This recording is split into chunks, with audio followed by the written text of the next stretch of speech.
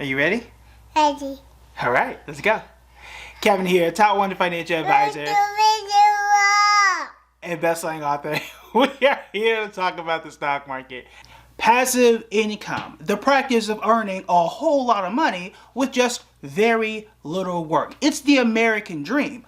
The problem is, though, everybody doesn't tell you the downsides of some passive income streams, and they don't tell you the work that needs to go in up front. So in today's video, I'm going to give you 3 of my favorite ways to earn passive income, 3 things I still do currently, and give you all the details of the downsides and the work you need to put in to begin with. There is no such thing as free lunch, okay? You can't just go do something and have zero risk and no consequences at all. However, the best passive income streams, I've been doing this for going on 13 years now, are the ones that you take your time, that you build out correctly, and you can just set it on autopilot from that point forward. All right, so let's go ahead and get into it. There are hundreds of different ideas for passive income. Some are better than others. Some fit better for others based on what they do, what their expertise is. So I am talking of these 3 ideas based on my personal experience and what I know works that I can personally verify. I'm not going to tell you something I've never done, that I've never seen, and I don't know works, okay? So all of these 3 things I still currently do. They've been working for years. I'm going to tell you everything you need to know about replicating this should you decide to do it. All right, this is an investing channel. So the first one is dividend stocks. Dividend stocks are one of the easiest, most accessible ways to earn passive income. We have several videos on dividend stocks, both of the pros and the cons. For those that may be new, a dividend stock is basically you're buying ownership in a company. When that company does well, they will send you a check or just deposit money into your account. That is it. That is it. That's all you have to do is buy shares of that company. The more money you get, the more shares you buy, the bigger those dividend checks become. Here is the downside. Number 1, you want to make sure the company is good. Okay, there are companies that will pay a dividend and the company keeps losing value, and that doesn't really help you out. Now, I've done several videos on what I think are the best dividend stocks. One of the companies I've talked about before, Genuine Parts Company, GPC, they've been paying a consistent and increasing dividend for more than 65 years in a row. It don't get much better than that, and the stock has also gained. So there are some companies that are absolutely great at doing this, but that's not every single company out there. So the downside is, yeah, the stock could fall. That is a possibility. The downside is they could stop paying a dividend. Now, in the case of GPC, Coca-Cola, and others, they've been paying dividends for decades and decades, longer than I've been alive. Those are probably more solid, but not every company does. So that's the downside there. The other downside is it depends on how much money you are looking to make. Now, there are a lot of people that say, well, I could make $5,000, $6,000, $7,000 a month in dividends, or I can make $50,000 a year in dividends. I had clients that made $10,000, $15,000, $20,000 every single year in dividends. They also invested several $1,000,000. Now, I've done a video on how you can figure out how much you need to invest to see how much you need to get out. But do be very cognizant and realistic with dividend stocks and how much you plan on making. You are going to need tens of thousands of dollars to make a significant income from dividends. That doesn't mean you shouldn't do it, because if I can get free money, I'm going to get free money. Okay, so if I can get that, then you want to continuously invest, grow that pile of cash, and continuously get more dividends. The other thing too is, even if you start early, let's say 20s, 30s, or even 40s, and you're investing over 20 years, you actually will get there if you are consistently investing. But those are the pros and the cons. Very, very easy money, because once you start investing, after a while, you're entitled to those dividends. It comes out automatically, and you can decide what you want to do with it. But you want to make sure that you do your research, pay attention to what you're investing in, and see if the stock is actually growing. That's something that you want to pay attention to as well. Again, check the channel, because I have several videos on dividend stocks, what works, what doesn't work, and all the things you need to be aware of. But that's number 1. Number 2 is royalties. Royalties is one of my favorite ways to generate cash, because I don't have to do nothing. Nothing anymore, rather. So, for example, one of my books, one way that you can earn royalty is via book. So, my most recent book, From Burning the Blueprint, Rebuilding Black Wall Street After a Century of Silence, was a bestseller. And especially during Black History Month, Juneteenth, and the anniversary of the Tulsa Race Massacre, people come back and buy that book a whole lot more. So, every time the book is sold in stores, on Amazon, Barnes & Noble, and wherever, I get a check every single month based on those book sales. What are the downsides? depending on what you write and how good the book is, if you can even write at all, some people are better writers than others, then that's going to determine how consistent those checks are going to be and how big those checks are going to be. There are some months where, you don't sell all that much. You may only get $200 or $300. Other months, it may be $1,000 or more. Depends on your book, depends on the content and the context. I'm somebody who writes about history and money and investing.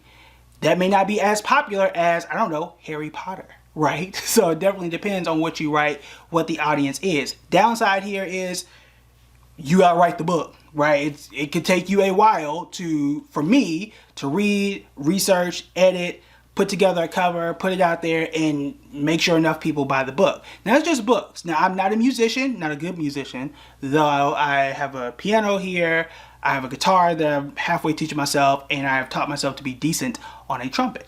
Now, I'm not good enough to record anything and sell it and put it on Spotify or do concerts or anything like that. So that's one that I cannot vouch for. However, you make a good enough song, hard to do, very hard to do, but if you make a good enough song, you're going to get royalties from that. So that's a positive and the negative. I plan on writing another book at some point in time.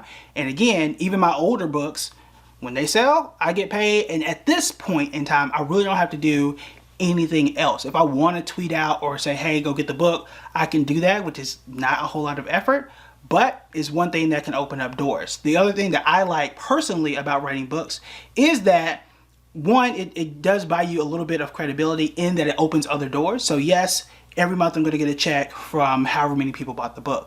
But there are people that'll say, hey, look, I want you to come speak at X event about the book. I want you to be in this article about what you talked about on this podcast, so on and so forth. Now, those are more active, so it doesn't necessarily count. But writing one book, writing something that does get some traction, can open up more lucrative opportunities down the line. Right? So that's the second one, royalties. There are different ways to earn royalties, not just from books. But again, I'm telling you what I have done and what worked. Okay? So I can't speak to music and other ways you can earn royalties, but it is passive. Once I've done it, once I've done all the work, I don't need to do anything else. If people buy it, I'm getting paid on the back end. Okay?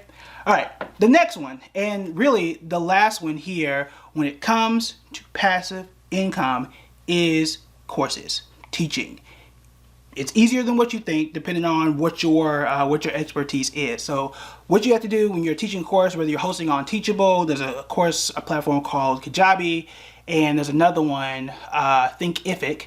Either one of those you can record just like this, put it all together, teach a subject that you are an expert in, and then people price it at whatever price you want to price it at, and then people can buy from there. Here's the upside. You can teach millions of people if the course is worthy enough and there is an audience for it. There's no limit to how many people can register for my course at any point in time.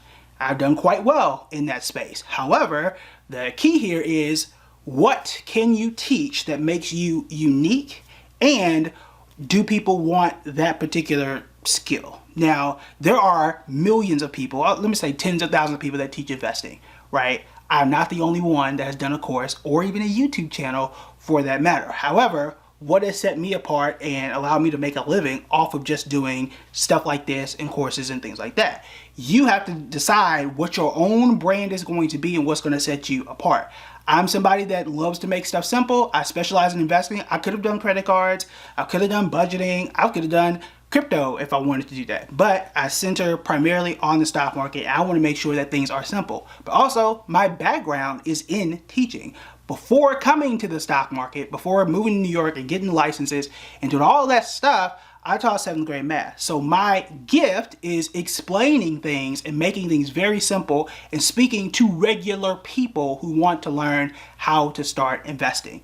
That's what helped my course set itself apart from all the other people and influencers and stuff that are out there. So the downside is, you could take the time to put up a course on literally whatever your expertise is. If you're somebody who can decorate, do interior decorating, there's somebody who will pay to learn how to do that. You got people like Marie Kondo doing courses and books for that matter on how to clean up their house. your cookbooks, style books. If you are somebody in the nursing space or the tech space, there are people that might want to read about how you got there or what you've learned from being there.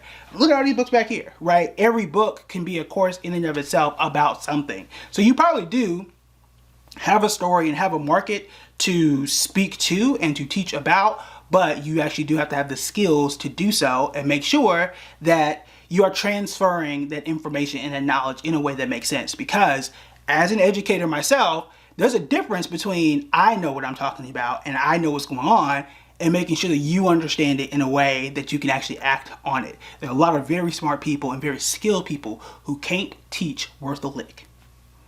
Teaching and knowing are two different things. Teaching and doing are two different things, and there are very few people who can do both. But it is a skill that you can learn, and yes, there are courses on how to teach courses that are out there as well if you really need to go that route. But that is another way that you could do it. You would be surprised that people are looking for the skills that you may have, right? Even parenting. Parenting is something that, is natural for some people and they do better than others. And as you know, there are plenty of parenting books and plenty of parenting courses. So you are probably an expert in something that you're not even thinking about, that people want to learn from you or from someone like you. So that is another way that you can do it. Downside again is, one, you can record it, nobody watch it, nobody buys it. That is a possibility.